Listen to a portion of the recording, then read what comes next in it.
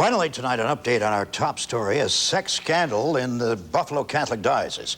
As Eyewitness News reported first today, two priests, Father Bernard Mach and Father John Aurelio, have been placed on leaves of absence. That follows Father Aurelio's admission that he and Father Mach sexually abused teenage boys at least 10 years ago. We'll have the latest tonight at 11. Now here's ABC. As soon as I walked through the door, Father Aurelio pushed me down on the bed, and he jumped on my chest. Well, Father Mach got behind me and performed other acts. Shocking sexual abuse allegations tonight against two area Catholic priests. Good evening. This is Eyewitness News at 11. I'm Keith Radford. Kathleen is off tonight. We begin our look at tonight's top news, weather, and sports with an Eyewitness News investigation. Happening tonight, the latest allegations against two priests from the Roman Catholic Diocese in Buffalo alleging the sexual abuse of children. And one of the priests involved has confessed now. We begin our team coverage tonight with the victims and Eyewitness News reporter Steve Boyd. When Father Bernard Mach stood on the altar of St. Mary's Roman Catholic Church in Lockport and denied charges that he sexually abused a 14-year-old John Doe 2 years ago, other alleged victims were watching. Since then, at least 3 other victims have come forward to tell authorities and News Channel 7 that they too were attacked not only by Father Mach, but also by his housemate and longtime friend, Father John Aurelio. Billy says he was 14 when he was attacked 14 years ago. He says it happened here at Cliffside, the former home of Fathers Mach and Aurelio. Billy says he was given marijuana and alcohol and invited into the sauna with Father Aurelio. His friend, who was a priest, touched me, and I kind of woke up out of a stupor. I really didn't know what was going on. After running away and hiding for about an hour, Billy says Father Mach found him and then sodomized him. David was also 14 when he says he was attacked in much the same manner. Father Aurelio jumped on my chest and forced himself upon me in an oral way. And Father Mach jumped on the bed and forced himself on me.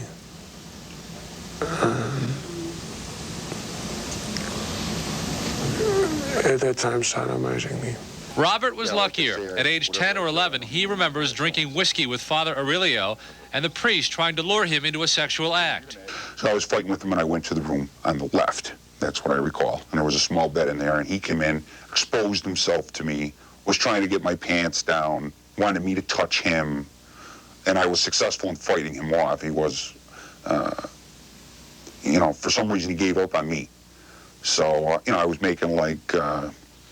I was going to kill him. All of these victims tell remarkably similar stories, and all have approached law enforcement officials. All 3 say they were motivated by 2 people. The 14-year-old John Doe, whom they say very few people were believing last week, and by Father Bernard Mach, whom all 3 victims say gave an arrogant denial speech from the pulpit at St. Mary's. As our team coverage continues, Lisa Flynn reports that less than a week after Father Mach's homily, investigators heard Father Aurelio's confession. Father John Aurelio stood by his best friend's side when Father Bernard Mach faced his congregation to answer the sexual abuse allegations. Friends of the pair say it was natural for Father Aurelio to come to his friend's aid. After all, their friendship dates back 30 years. Ironically, it is also Father Aurelio who exposed Father Mach's past to Niagara County law enforcement authorities. And that past could come back to haunt Father Mach. Our investigation has revealed that Father Aurelio admitted to authorities that he and Father Mach had sex with teenage boys 15 to 20 years ago at the home they shared in East Aurora. Father Aurelio told investigators that boys brought marijuana to their home and that the boys initiated the sexual advances. Aurelio told investigators he and Mach were young and naive and experimented sexually back then, but he said he and Mach have been celibate since they sold the house 10 years ago. Bernard Mach served at several churches in the Buffalo Diocese. His assignments included stints at Precious Blood, St. Gerard's, and Our Lady of Perpetual Help. He was assigned to St. Mary's in Lockport in 1990. Throughout his career, Father Mach has been active in parish youth groups and was founder of Mission, an 8-day spiritual journey for parishioners throughout the diocese. Father John Aurelio is one of the most respected priests in the Buffalo Diocese. His first assignment was at St. Helen's Church in Hinsdale, New York in 1967. A year later, he moved on to Cardinal Minzenti High School in Dunkirk. He then moved on to serve as chaplain of West Seneca Developmental Center, a school for handicapped children. Father Aurelio also served at St. Catherine's of Siena in West Seneca, St. John the Evangelist in Buffalo in 1988, and Christ the King Seminary in East Aurora. In 1981, Father Aurelio accompanied 100 handicapped Western New Yorkers to the Vatican. He's also written several children's books. Fathers Mach and Aurelio owned a home together for several years in East Aurora and now live together at this home in the town of Irving.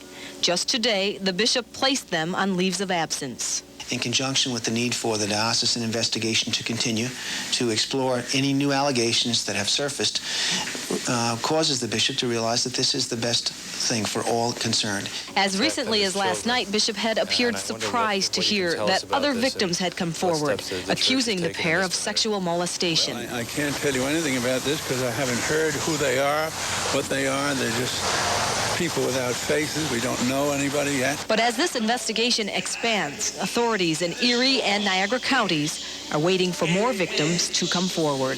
Lisa Flynn, Eyewitness News at 11. And left in the wake of these startling charges this week, the people, and for some of them, shaken faith. Here's Eyewitness News reporter Jerry Giordano. It is here at St. John the Evangelist in South Buffalo where the shockwaves continue to ripple tonight. It is also here where parishioners of Father John Aurelio are finding the sex abuse allegations and Aurelio's ultimate confession almost impossible to bear. Beyond me. I can't believe it. I've grown up in this neighborhood and now he left this neighborhood to go to some other neighborhood and to Lockport, and wow. It is a sense of confusion many feel here tonight, that along with a sense of betrayal and of sadness. The shocking and disturbing allegations of sex abuse have not only scarred the parish here at St. John the Evangelist, but it has also left a mark on another parish, another congregation, this one in Lockport. And at this Mass at St. Mary's Church, parishioners showed their support for the other priest involved, Father Bernard Mach. But now members of the congregation we talked to are torn, not sure what to believe. If he did, he's in wrong. And he should be punished if he did. How about now, do you think, after I've attended his services, and he really comes across. He's really warm, but who knows? With this latest development, another priest admitting that they both did this, does that sway your opinion any? No, I'd have to find out the truth. And the truth is what a lot of people are looking for tonight. In Buffalo, Jerry Giordano, Eyewitness News. The church and sexuality. It's an issue that is just now gaining widespread public attention all over the country as more accusers come forward and as the accused are being brought to justice.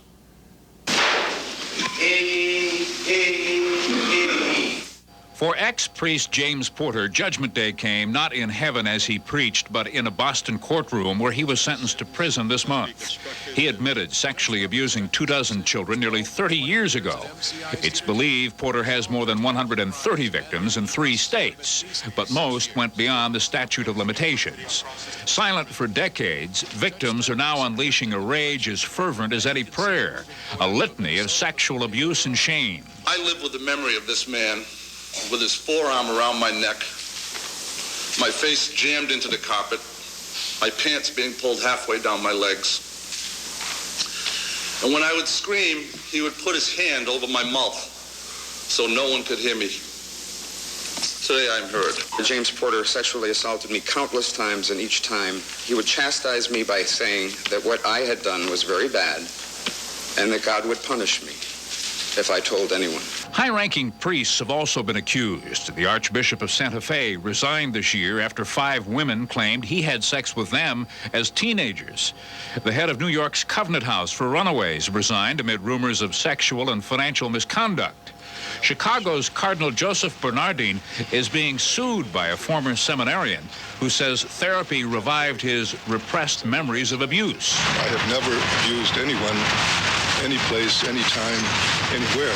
Some observers, both inside and outside of the Catholic Church, blame bishops for shuttling abusive priests from one assignment to another, failing to confront the problem. Other bishops say Pope John Paul II, who spoke publicly on the topic for the first time this year, should do more than appoint a committee to look at the crisis. He should defrock abusive priests. People who perpetrate sexual abuse on children are very sick people, and therefore putting them in jail isn't going to solve that part of it. I think that at the same time, people need to realize that crime is crime, and crime brings punishment, and this is a crime. This continuing scandal of sex abuse by the clergy is also proving to be a very costly one for the Roman Catholic Church. Newsweek magazine now reports that the Catholic Church here in America alone has already paid out tens of millions of dollars to victims, and there are still dozens of lawsuits that haven't even been settled yet. The experts warn against linking celibacy to sex crimes. They estimate just 6% of the Catholic clergy may victimize children. 12% are believed to be involved with adult men, and 24% with adult women. I think it's just a matter of possibly there might be some people who go into the priesthood because they use that as a cover for not having an adult relationship of some type. But I can't really say that it's not only related to being a priest. Obviously there are many other perpetrators in all walks of life. Now, bishops who had asked the Pope to take a stronger stand against sexual abuse might be getting their wish now. The Pope today criticized what he called moral deviations and acknowledged the clergy themselves have been involved in deviant activity. The Pope's comments came in his year-end speech to cardinals at the Vatican. Also, the Pope stopped short of saying just how such incidents should be handled. Still to come on Eyewitness News tonight, scores and highlights from the NHL and the NBA. Also, Tom checks out the complete AccuWeather forecast.